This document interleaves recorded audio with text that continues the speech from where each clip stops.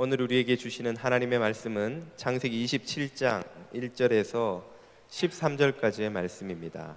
이삭이 나이가 많아 눈이 어두워 잘 보지 못하더니 맏아들 에서를 불러 이르되 내 아들아 하매 그가 이르되 내가 여기 있나이다 하니 이삭이 이르되 내가 이제 늙어 어느 날 죽을는지 알지 못하니 그런즉 내 기구 곧 화살통과 활을 가지고 들에 가서 나를 위하여 사냥하여 내가 즐기는 별미를 만들어 내게로 가져와서 먹게 하여 내가 죽기 전에 내 마음껏 내게 축복하게 하라.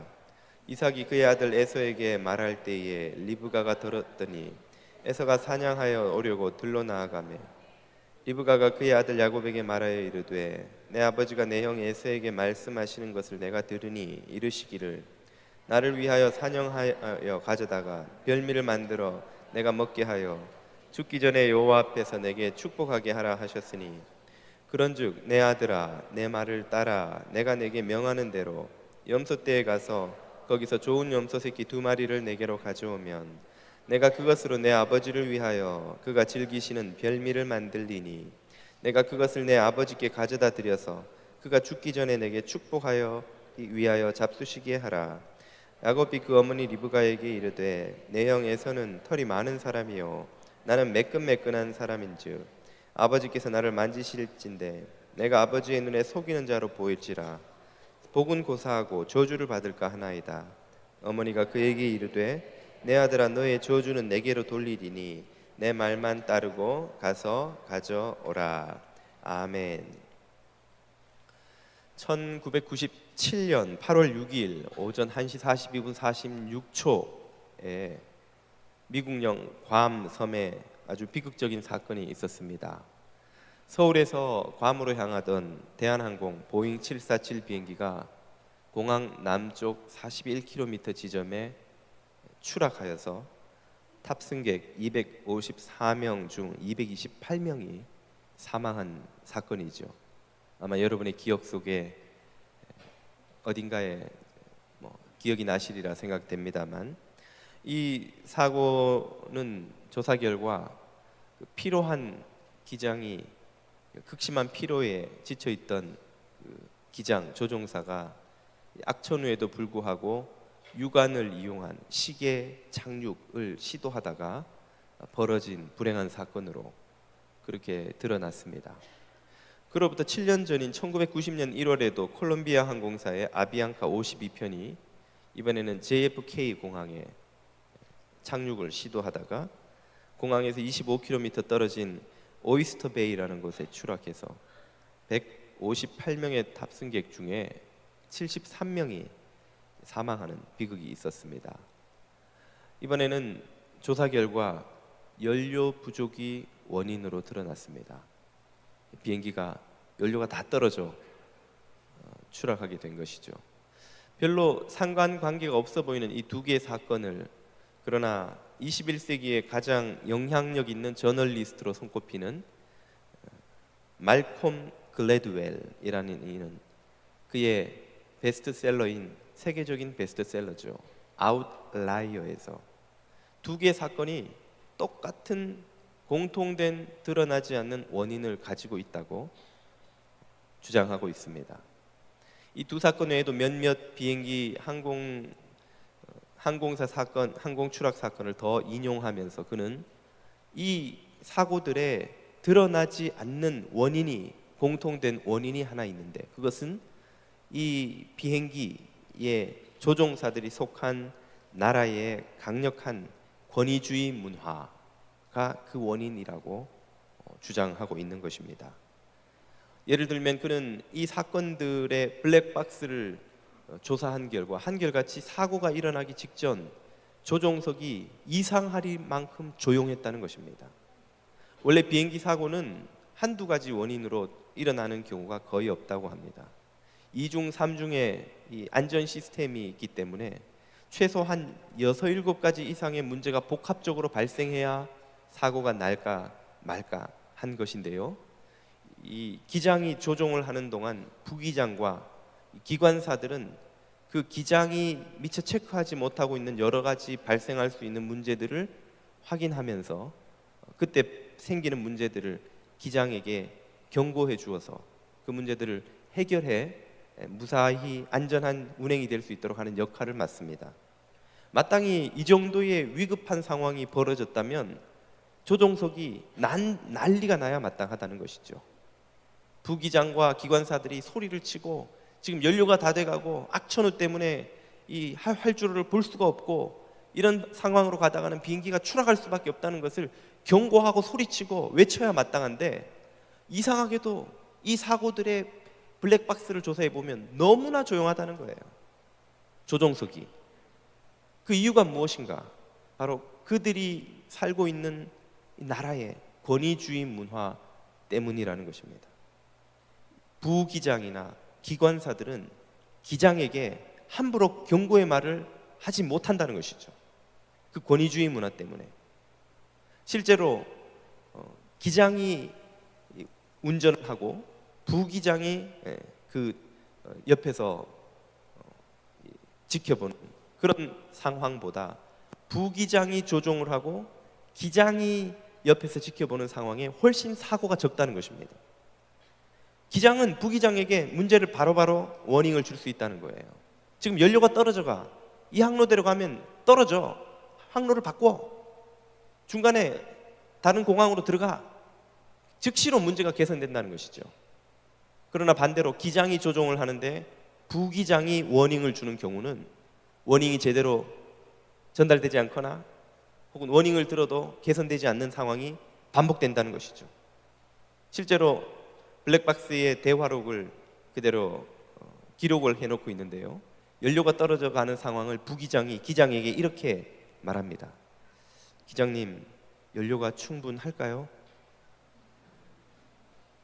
괜찮아, 이 정도면. 옛날에도 많이 가봤어. 한참 침묵. 한참 있다가 또 부기장이 말을 꺼냅니다. 기장님, 그래도 연료를 체크해 보는 게 좋지 않을까요? 그럴까? 조금 더 가보지 뭐. 그냥 가는 거예요. 부기장이 기장에게 문제를 직설적으로 말하지 못한다는 것이죠. 그리고 기장이 그 부기장의 말을 거절해버리면 더 이상의 워닝을 주지 못한다는 것입니다. 또 비슷한 문제를 관제탑과 이 송수신한 내용도 인용이 그대로 됩니다. 이 JFK 관제탑은 관제사들이 터프하기로 유명하다고 합니다. 전 세계에서 오는 수백 대의 비행기가 항상 부족한 활주로에 서로 먼저 들어오려고 하기 때문에 그 수백 대와 동시에 교신하면서 응급 상황이 아니면 어지간히 하면 다 밀어버린다는 거예요. 대기 끊고 저쪽에서 뭐라 그러면 알아서 해, 끊고 막 좀 질질 끄면 막 욕하고 심하게 막 해버린다는 것이죠. 그런 JFK의 관제사들을 대해서 이 아비앙카의 그 콜롬비아의 부기장은 제대로 자신이 전달하려는 바를 잘 전달 못한다는 거예요. 우리가 연료가 좀 부족한데 대기 끊어버리면 뭐래? 대기하라는데요. 그래? 그래도 우리가 연료가 부족하다고 말했어? 말은 했는데 저쪽에서 주의 깊게 안 듣네요. 그럼 좀 이따가 다시 해봐. 지금 연료가 떨어져서 비행기가 추락할 상황인데 이 사람들이 이 다급한 상황을 전달하지 못하는 것이죠. 그 이유가 무엇인가? 콜롬비아와 같은, 콜롬비아도 우리처럼 권위주의 문화가 굉장히 강한 나라라고 합니다. 이런 곳에서는 아랫사람이 윗사람에게 의사 전달을 할 때 직설화법으로 전달을 못한다는 거예요. 우리말만 해도 다양한 존칭어의 이 수준이 있죠. 아주 극존칭, 보통 존칭, 조금 높이는 존칭, 평서, 이게 동일한 관계에서 이걸 뭐라고 합니까? 그리고 더 낮춰 부르는 것도 그냥 낮춰 부르면, 아주 낮춰 부르면 아주 멸시하는, 이게 도대체 몇 가지 버전이 있는지 우리도 잘 모르는. 그러나 영어에는 그 경칭이 거의 없죠. 거의 프레지던트한테도 그냥 우리가 보면 반말하듯이 막 말하는 거예요. 정확한 정보를 전달하는 데는 그것이 대단히 유리하다는 것이죠. 특별히 이런 비행기 사고 같이 다급한 상황이 벌어질 때 그런 몇몇 예들을 쭉 인용을 하면서 마땅히 정확하고 신속한 의사 전달과 결정이 이루어져야 하는 상황에 심각한 장애물로 이 권위주의 문화가 큰 몫을 했다는 것입니다. 이런 분석이 사실상 지난번에 샌프란시스코 공항에 아시아나 항공이 얼마 전에 추락했을 때도 똑같이 언론에서 제기되어서 한국에서 화제가 된 적이 있습니다. 실제로 이 말콤 글래드웰은 권력 간극 지수 조사라는 조사 결과를 리포트하고 있는데요. 이것은 한 사회가 얼마나 권위주의 문화에 강하게 젖어 있는가 하는 것을 측정하는 그런 조사 방법입니다. 이 조사에 의하면 상위 5개국이 브라질, 한국, 모로코, 멕시코, 필리핀입니다. 우리나라가 자랑스럽게도 2위에 이름을 올리고 있죠. 그런데 공교롭게도 항공기 사고가 가장 많이 일어나는 그 빈도수가 가장 많은 국가 리스트가 이 5개 국가 똑같습니다. 가장 권위적인 문화를 가진 사회가 가장 항공기 사고가 많이 일어난다는 겁니다. 그리고 그 이유는 그 권위주의 문화가 중요하고 시급하고 다급한 의사결정과 전달이 이루어져야 하는 상황에서 장애물이 된다는 것이죠. 그래서 그는 결론을 내리기를 이 비행기 항공 추락 사고와 관련해서 그 원인으로 조종사들 개개인의 능력보다 더 중요한 원인이 있는데 그것은 바로 그들이 속한 공동체의 권위주의적 유산, 권위주의라는 문화적 유산 때문이다라는 것입니다. 그리고 이 예뿐 아니라 다른 여러 가지 자료들을 인용하면서 이 아웃라이어라는 책에서 그가 내리고 있는 결론은 한 개개인의 성공과 실패에는 그 자신의 재능 그리고 노력 못지않게 제3의 요소가 대단히 큰 역할을 차지한다는 것이죠. 이 제3의 요소에는 시대, 상황, 그가 속한 지역, 또 기회, 행운 등 여러 가지가 포함되는데 그 중에서 아주 절대로 간과할 수 없는 것이 바로 문화적 유산이라는 것입니다. 그가 속한 가족, 가문 그리고 국가 공동체가 가지고 있는 문화적인 유산이 그 한 개인의 성공과 실패에 엄청난 영향을 미친다 하는 것이 이 책의 결론입니다. 이런 관점에서 우리 신앙인의 삶을 한번 되돌아보자면 우리들의 삶에도 우리가 거룩하고 성공적인 신앙인으로 살아가는데 미치는 영향이 있다는 것을 이해할 수가 있죠. 그것은 문화적 유산과 더불어 신앙적 유산 또한 큰 몫을 차지할 것입니다. 우리 개개인의 믿음과 노력 못지않게 이 문화적 신앙적 유산이 얼마나 우리 삶에서 크게 작용하고 있는가 하는 것을 우리는 오늘 본문을 통해서 확인해 볼 수 있습니다. 창세기 27장은 족장들의 역사가 아브라함, 이삭을 거쳐 야곱에게로 넘어오는 다리 역할을 합니다. 이제 본격적으로 야곱의 생애가 시작되는데요. 이 장면에서 이삭은 그의 큰 아들 에서를 불러서 장자로 축복하려는 시도를 하지요. 그러나 이 사실을 알게 된 아내, 어머니 리브가가 큰 아들 에서가 아닌 둘째 아들 야곱을 사랑해서 그에게 복이 가도록 하기를 원합니다. 그래서 남편과 큰 아들을 속이는 계획을 세우고 마침내 그 복이 작은 아들에게로 다 가도록 만들지요. 그 결과 속은 것을 알게 된 큰 아들은 분노하고 동생 야곱을 죽이려는 계획을 세웁니다. 여기까지가 27장 전체의 내용인데요. 우리는 그 중에 앞부분을 읽었습니다. 여기서 우리가 먼저 던지는 질문은 이 아버지 이삭과 어머니 리브가가 그의 자녀들에게 전해준 신앙적 유산이 무엇이냐 하는 것입니다. 이런 질문을 먼저 던져보고자 합니다. 이삭과 리브가는 그 두 아들의 운명에 대해서 알고 있었을까요? 몰랐을까요? 큰아들이 아닌 작은 아들이 장자가 되어서 장자의 복을 받아 누리리라는 것을 이삭과 리브가는 이전에 알았을까요? 몰랐을까요? 알았다고 우리가 생각할 수 있는 충분한 근거가 성경에 있습니다. 창세기 앞으로 다시 돌아가서요 25장 22절로 가보면 리브가가 두 아들 쌍둥이 에서와 야곱을 임신했을 때의 장면이 나옵니다. 22절입니다.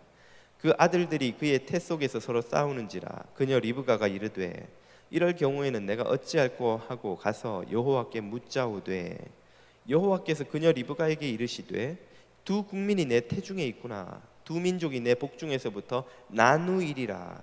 이 족속이 저 족속보다 강하겠고 큰 자가 어린 자를 섬기리라 하셨더라. 큰 자가 어린 자를 섬기리라. 형이 동생을 섬길 것이다. 동생이 더 크게 되고 동생이 장자의 복을 받고 동생이 통치하는 자가 될 것이다. 복이 동생에게 갈 거라는 사실을 리브가는 임신 중에 들었습니다. 여러분, 이 세상에서 잊을 수 없는 많은 일들이 있지만 절대로 못 잊는 일이 무엇입니까? 임신 중에 겪은 일이거든요. 임신 중에 호떡이 먹고 싶어. 이런 호떡이 어디 있어요? 미국에서. 그런 남편의 모습을 절대로 우리는 잊을 수가 없지요. 호떡이 없으면 비행기 티켓을 끊는 신용이라도 해서 나가서 구해와야지. 호떡을 안 사와? 죽을 때까지 잊혀지지 않습니다. 임신 중에 누가 맛있는 음식을 갖다 줬는데 아니 이 음식을 먹으려니 입도 또 싹 사라지고 너무 맛있는 거예요. 죽을 때까지 그 음식 해준 그 여집사님은 내 잊을 수가 없는 거예요. 리브가가 두 아들의 운명에 대해서 임신 중에 들었는데 그 내용이라는 것이 잠옷 충격적입니다. 아니 이 가부장적 권위가 확실한 장자 상속이 불변의 원칙인 이 사회에서 동생이 장자가 된다니요. 동생이 그 복을 누린다니요. 이 충격적인 메시지를 리브가가 과연 침대맡에서 남편 이삭에게 말하지 않았겠냐는 거예요. 틀림없이 말했겠죠. 여보, 어떻게 이런 예언이 있을까? 어떻게 우리 아들들에게 이런 예언이 있을까? 이게 과연 사실일까? 이삭이 못 들었을 리 없다는 것입니다. 이삭도 리브가도 알고 있었던 거예요, 이 사실에 대해서. 그런데 오늘 본문에서 이삭이 에서를 축복하려고 부르는 장면을 보면 동생 야곱에게 복을 주어야 한다는 어떤 부담도 주저함도 망설임도 없습니다. 에서에게 당연히 모든 것을 다 줄 것처럼 그를 불러서 그에게 복을 주겠다고 약속을 해요.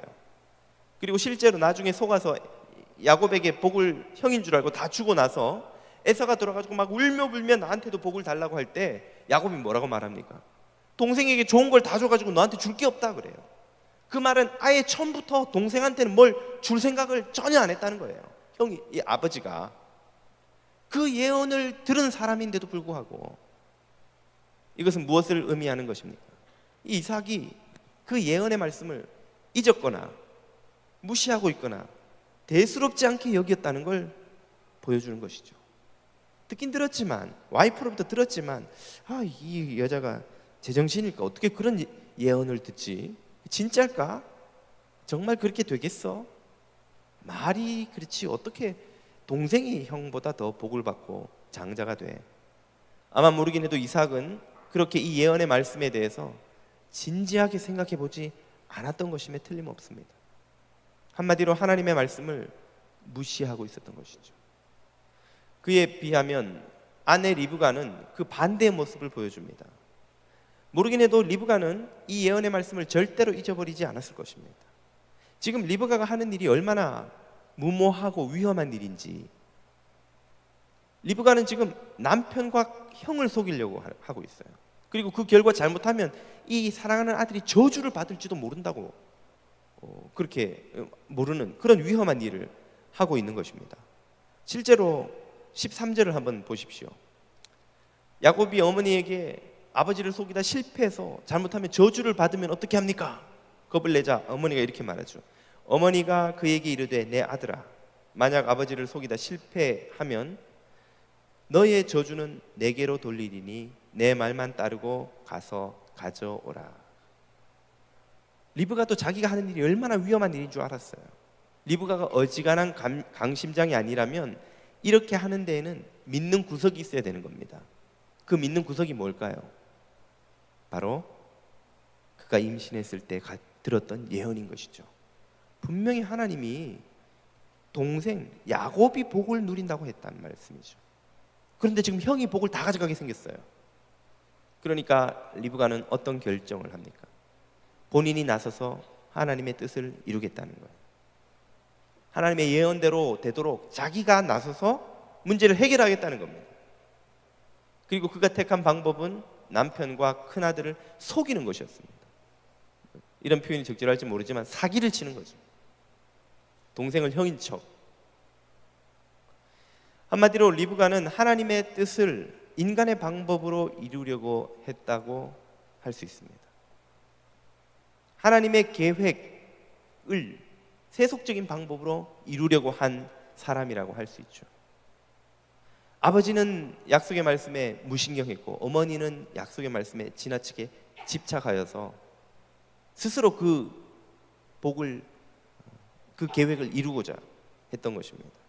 이 아버지와 어머니의 말씀에 대한 어리석은 반응은 가족 모두에게 엄청난 불행으로 돌아옵니다.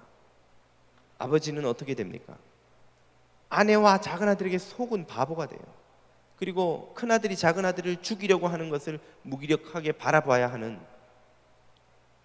못난 아버지가 되고 말죠. 어머니 리브가는 어떻게 됩니까? 형이 동생을 죽이려는 것을 알고 작은아들을 멀리 하란 지방으로 피신시키는데 리브가가 언제 죽어서 어떻게 장례를 치르는지 성경이 말하지 않습니다. 야곱이 나중에 돌아와서 아버지 이삭의 장례를 에서와 함께 치를 때까지도 그 후에도 리브가의 이야기는 없어요. 그것은 아마도 우리가 짐작기에 리브가가 야곱이 멀리 떠나 있는 동안 생을 마감했을 거라는 말이죠. 리브가가 그렇게 사랑해서 자기의 모든 것을 다 주고 싶어 했던 작은 아들을 그 먼 나라의 떠돌이로 나그네로 비참하게 살도록 보내놓고 자신은 남은 생에 다시는 그 아들의 얼굴을 보지 못하는 생이별을 한 채 남은 삶을 보내야 했던 것이죠. 엄마에게 그보다 더 큰 불행이 어디 있습니까? 큰아들에서는 자기가 속은 것에 대한 분노를 품고는 동생을 죽이려는 사리를 갖고 남은 생을 살아가게 됩니다. 가인과 아벨의 형제에게서 있었던 비극이 지금 에서와 야곱의 사이에서 일어나려고 하고 있는 것이죠. 그러면 정작 복을 받은 야곱은, 축복의 약속을 다 받아간 야곱은 어떻게 됩니까? 그는 형의 칼날을 피해서 그 집을 떠나 먼 하란에 가서 외삼촌 집에서 종이나 다름없는 힘든 삶을 살아가게 됩니다. 고향에 있었더라면 부족장의 둘째 아들 편안하게 살았을 삶을 그 먼 곳에 목숨을 걸고 도망을 쳐서는 외삼촌네 가서 거기서 종처럼 힘겨운 삶을 살며 인생의 황금기를 다 보내버리죠. 가족 모두가 불행해지는 결과가 일어납니다. 그 이후에도 이 야곱의 생애에는 아버지 어머니의 그림자가 짙게 드리워져 있습니다. 야곱은 하란에 가서도 외삼촌 라반을 속이지요. 자신의 재산을 누리기 위해서 삼촌의 양들을 교묘하게 조작해서 자기 것으로 만드는, 다시 말하면 사기를 칩니다. 어머니가 아버지를 속이려고 했을 때는 두려워 떨며 수동적으로 끌려갔던 야곱이 이제는 어머니가 없이도 담대하게 어머니의 역할을 스스로 하면서 사기를 삼촌에게 칩니다. 그리고 그 결과로 자신의 생명의 위협을 느껴서 무엇을 해야만 했습니까? 가족과 양떼를 이끌고 야반도주를 해야 했던 거예요. 우리말로 하면 야반도주를. 삼촌과 사촌들이 멀리 양을 치러 집을 떠나 있는 동안에 도망을 쳤다가 7일 만에 따라잡혀서 마침내 외삼촌에게 잡히지요. 외삼촌이 무엇하러 쫓아왔습니까? 창세기를 보면 죽이러 쫓아온 거예요. 칼 들고. 그래서 외삼촌이 하는 말이 어젯밤에 주님이 여호와께서 나타나셔서 나를 말리지 않으셨으면 너는 오늘 내 칼에 죽었을 것이다. 야곱은 형의 칼날을 피해 도망쳤다가 이제는 외삼촌 집에 가서도 거기서도 외삼촌의 칼날을 피해 도망치는 비참한 신세가 되었어요. 무슨 원수도 아니고 가족 친척들이 다 나를 죽이려고 해요. 여러분, 그게 얼마나 비참한 삶입니까? 형이 죽이려고 하고 외삼촌이 죽이려고 하고 겨우 목숨을 건지고 가나안 땅으로 돌아와서 형과 화해를 했지만 야곱은 하나님과 굳게 약속했던 베델 땅으로 돌아가지 않습니다. 그 말은 하나님과의 약속을 지키지 않았다는 말이에요. 광야에서 나타난 하나님을 만나고 그곳을 베델이라 이름하고 주님이 나를 지켜주셔서 이 땅에 돌아오게 하시면 내가 이곳에 와서 주님만 섬기고 수입의 10분의 1을 주님께 드리며 주님의 종으로 살겠습니다 했던 그 베델의 약속을 야곱은 가나안에 들어와서도 지키지 않은 거예요. 베델로 올라가지 않았습니다. 그리고는 세겜 땅에서 정착해 살려고 하죠. 그러나 그곳에서 또 비참한 일을 겪습니다. 딸이 그만 세겜 족속에게 욕을 보게 되죠. 그 일 때문에 시므온과 레위가 아버지한테 물어보지도 않고 칼을 들고 가서 그 족속을 학살해 버립니다. 그것 때문에 그 동맹을 맺은 토착민들에게 복수를 당해 죽을 위기에 놓인, 자기는 물론이고 온 부족이 다 몰살당할 위기에 놓여서 두려움에 떨고 그 두 아들을 탓하자 이번엔 아들이 아버지에게 마구 대드는 모습을 보여주죠. 그러면 우리 여동생이 욕을 당하는 게 괜찮은 일이란 말입니까? 완전히 아비의 권위라는 것이 땅에 떨어져 버린, 그럼 모욕적인 처지에 놓이게 됩니다. 거기에서 야곱의 고난은 끝나지 않습니다. 그 아들들이 야곱이 가장 사랑한 아들 요셉을 미디안 상인에게 노예로 팔아버리고는 그 찢은 옷을 들고 와서 아버지에게 거짓말을 합니다. 아버지가 사랑하는 아들 요셉이 들짐승들에게 물려 죽었습니다. 야곱은 자신이 아버지 이삭을 속인 것처럼 자기 아들들에게 그대로 속임을 당합니다. 그리고 그는 옷을 찢으며 비통해하며 울죠. 모르긴 해도 야곱의 인생에 그보다 더 큰 스트레스는 없었을 것입니다. 여러분, 오바마 대통령께서 처음에 취임하실 때와 최근 사진을 비교해 놓은 신문을 여러분 보셨습니까? 그 쌩쌩하던 머리에 막 흰머리가 가득, 다 머리가 쉬어버리다시피 했죠. 왜 그렇습니까? 아마도 대통령 자리가 주는 그 스트레스 때문이겠죠. 야곱은 모르긴 해도 이 일로 그의 생애에 가장 큰 스트레스를 받았을 겁니다. 누구에게 속아서? 아들들에게 속아서 말이에요. 아들들, 딴 무슨 뭔 원수도 아니고, 형은 날 죽이려 하고 외삼촌도 날 죽이려 하고 아들들은 날 속여먹고, 야곱의 생애에 일어난 이 모든 불행들이 도대체 어디에서 시작된 것입니까? 하나님께서 야곱에게 복 주겠다고 약속하셨을 때 계획하신 야곱의 인생이 과연 이런 것이었을까요? 그렇지 않다는 것이죠. 야곱의 이 생의 모든 불행의 뿌리에는 무엇이 있습니까? 바로 그 자신의 어리석은 선택과 더불어 아버지 이삭과 어머니 리브가의 신앙적 유산이 그림자처럼 드리워져 있는 것입니다. 하나님의 말씀을 대수롭지 않게 여겼던 이삭, 하나님의 계획을 자신의 방법으로 이루려고 했던 리브가, 특히 이 리브가의 집착하는 모습이 이 야곱의 삶에 너무나 짙게 드리워져 있는 거예요. 자신이 얻고자 하는 것을 위해 물불을 가리지 않는, 그래서 오히려 자신의 삶을 고통에 밀어넣는 선택을 연거푸하는 이런 어리석은 야곱의 생애에 그 신앙의 유산이, 부정적 유산이 드리워져 있는 것입니다. 만약에 이삭과 리브가가 하나님의 말씀을 좀 더 신중하게 대했더라면, 이삭이 하나님의 말씀을 곰곰이 생각하고 묵상하고 또 고민하고, 그래서 그가 축복을 베풀 때에 과연 내가 모든 축복을 형에게 다 에서에게 주는 것이 합당한 것인지, 하나님의 뜻이 과연 무엇인지를 진지하게 생각했더라면, 그리고 리브가가 받은 약속의 말씀이 과연 하나님의 때에 하나님의 방법으로 이루어지기를 기다리는 인내를 좀 가질 수 있었더라면, 하나님을 신뢰할 수 있는 마음이 그에게 좀 있었더라면, 이렇게 무모하게 남편과 형을 속여가며 작은 아들을 죽음의 위기 속에 빠뜨리는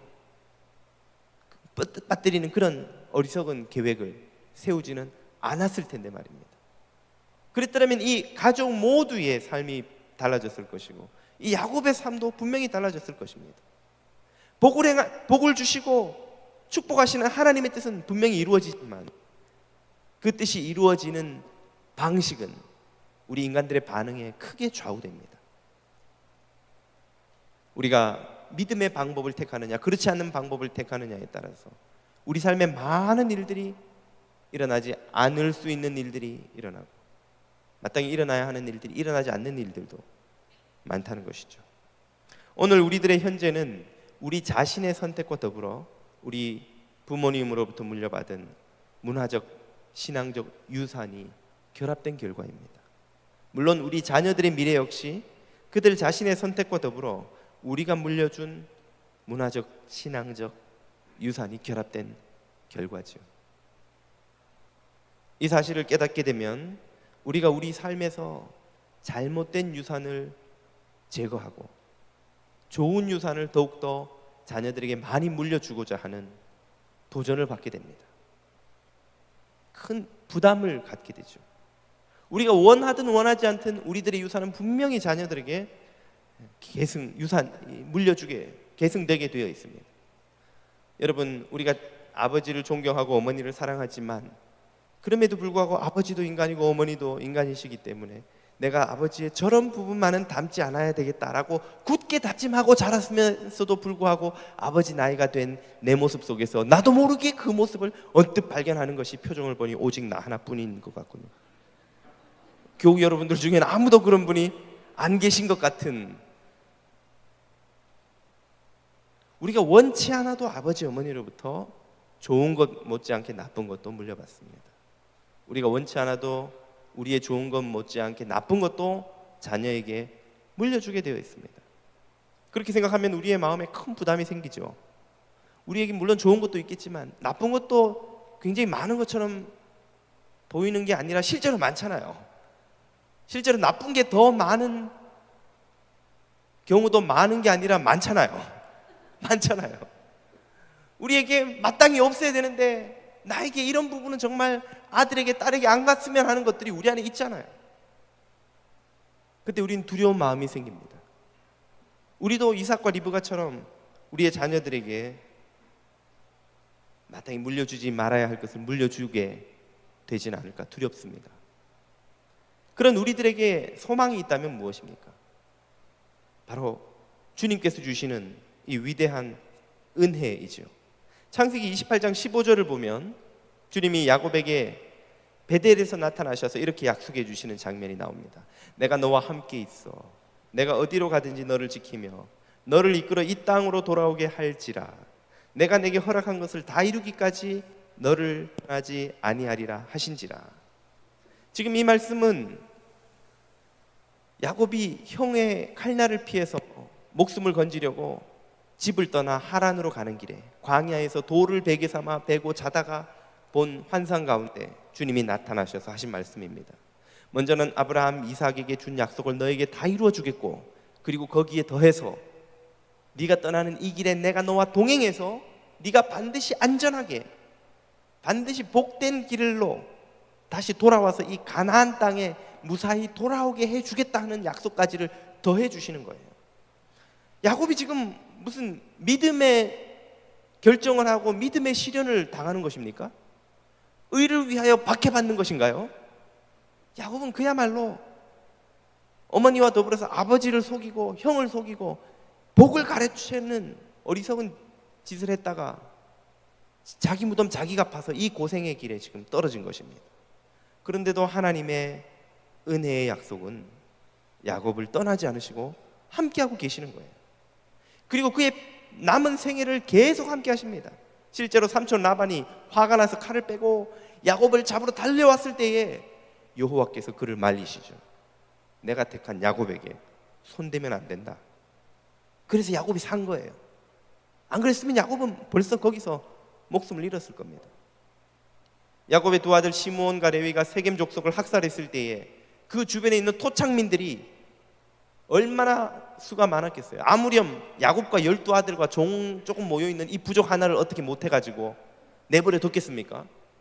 당연히 동맹 부족을 공격했으니까 복수해야 마땅한 것이죠. 그걸 어기면은 여러분 동맹의 조약을 아브라함과 아비멜렉이 맺는 장면 보셨죠?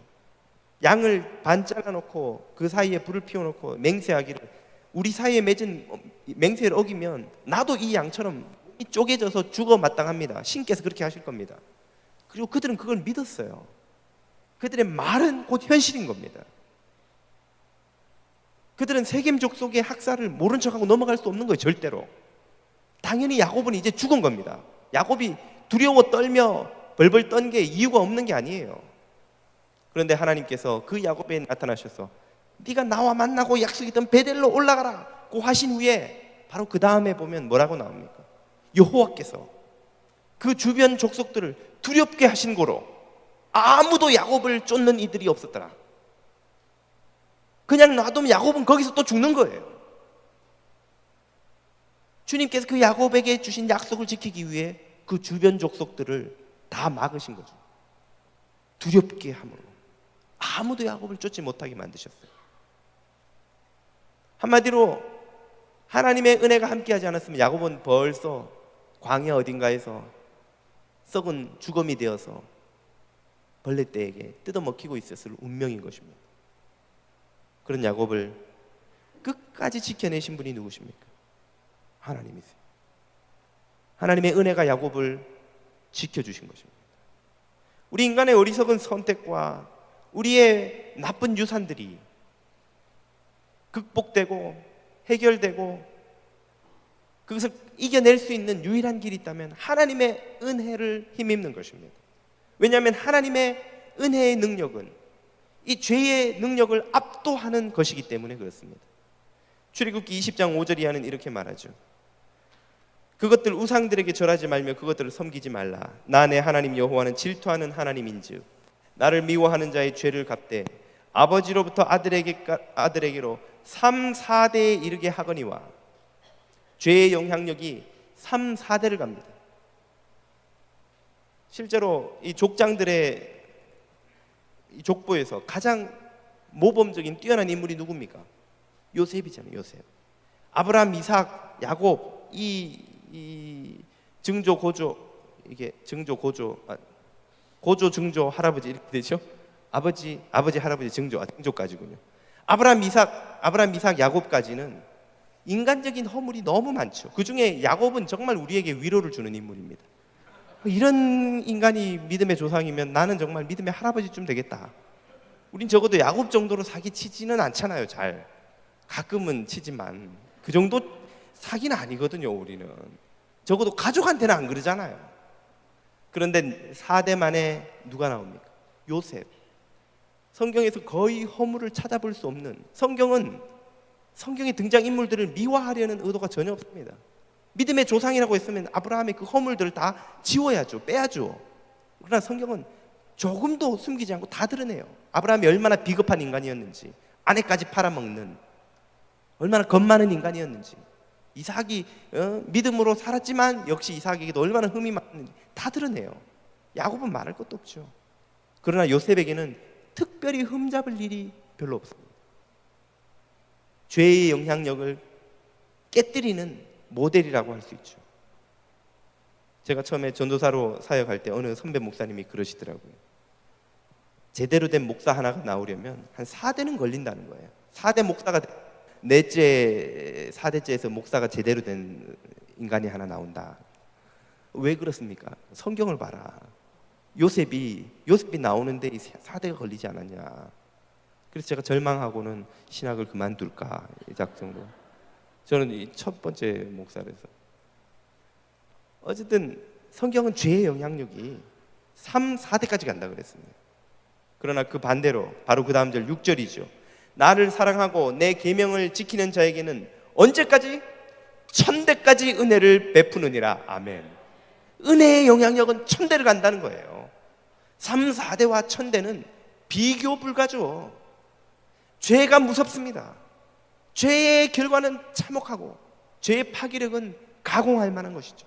우리 삶을 죄가 얼마나 무섭게 찢고 부수고 파괴하는지요. 그러나 그렇게 무서운 죄의 영향력도 하나님의 은혜의 영향력에 비교하면 아무것도 아니라는 거예요. 하나님의 은혜의 능력이 죄의 능력을 압도하고도 남는다는 것입니다. 그러므로 그리스도 예수 안에 있는 자에게는 생명의 성령의 법이 죄와 사망의 법에서 우리를 해방하였습니다. 생명의 능력, 성령의 능력, 은혜의 힘은 죄의 힘을 압도합니다. 그래서 죄인들을 새롭게 만들죠. 불가능한 죄인들을 새롭게 만들고 그 삶에서 죄의 파괴력을 무너뜨리고 그 삶에서 죄의 유산을 끊어버립니다. 이런 은혜를 누가 우리에게 주십니까? 우리 주 예수 그리스도께서 주시는 줄 믿습니다. 고린도후서 5장 17절은 그러므로 이렇게 선언합니다. 그런즉 누구든지 그리스도 안에 있으면 새로운 피조물이라. 고쳐 쓰는 피조물이 아닌 거예요. 좀 닦아서 쓰는 피조물이 아닌 거예요. 수리해서 쓰는 피조물이 아니라 완전히 새로 만든 뉴 크리에이션, 뉴원이에요. 뉴원, 새 거예요. 그리스도 안에 부름받은 우리들은 이전 것은 지나갔으니 보라 새 것이 되었도다. 성령께서 우리를 새롭게 창조하셔서 완전히 새로운 존재로 만드신다는 것입니다. 이런 은혜를 성도들이 누리는 것입니다. 주님을 부인했던 베드로도 이런 기적을 경험했습니다. 교회를 박해했던 사도 바울도 이런 은혜를 경험했습니다. 가늠하다 현장에서 잡혀온 여인도, 귀신 들려 신음하던 막달라 마리아도 이렇게 새로운 존재가 되는 은혜를 경험하고 하나님 나라의 일꾼으로 쓰임받게 된 것입니다. 오늘 저와 여러분이 누리는 은혜가 바로 이런 것인 줄 믿습니다. 이런 은혜를 다 누리시기를 축복합니다. 이런 은혜를 누리는 자들은 어떤 이들입니까? 그들은 십자가 앞에 무릎 꿇고 엎드리는 자들입니다. 많은 이들이 교회를 다니지만 십자가 위에 서서 십자가를 조종하려고 합니다. 주님, 내 뜻은 이겁니다. 이렇게 가세요. 주님, 이것을 이루어 놓으세요. 제가 휴가 갔다 올 때까지 이건 이루어 놓아 주세요. 제가 이렇게 할 테니까 이 정도로 주님 응답해 주세요. 우리가 주인이고 십자가를 우리의 뜻대로 좌지우지하려고 하죠.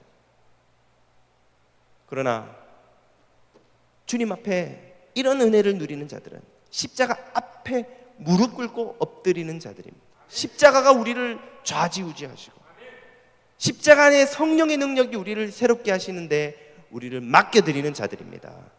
그러면 성령께서 우리를 날마다 새롭게 하셔서 우리 안에 있는 죄의 파괴력을 깨어 부수시고 죄의 유산을 모두 걷어내시고 우리를 날마다 새롭게 하셔서 새로운 피조물로 만드시는 것입니다. 그런 소망을 사도 바울은 고린도후서 4장 16절에서 이렇게 고백합니다. 그러므로 우리가 낙심하지 아니하노니 우리 겉사람은 날마다 늙고 병들고 부서지고 상처받고 낡아지지만 우리의 속사람은 날로 매일매일 에브리데이 아침 저녁으로 새로워지는도다. 우리의 속사람이 새로운 피조물로 성령님에 의해서 빚음을 당하는 것이죠. 빚음을 받는 것이죠. 우리에게 아브라함과 리브가의 유산으로 고생하고 신음하는 일들이 얼마나 많습니까? 그러나 십자가의 은혜를 의지하고 성령님께 순종하는 자들은 날마다 새로운 피조물로 만들어 가시는 이 압도적인 은혜를 경험하게 될 줄로 믿습니다. 주님의 천대에 이르는 은혜의 능력이 저와 여러분의 삶을 새롭게 하여 주실 줄 믿습니다.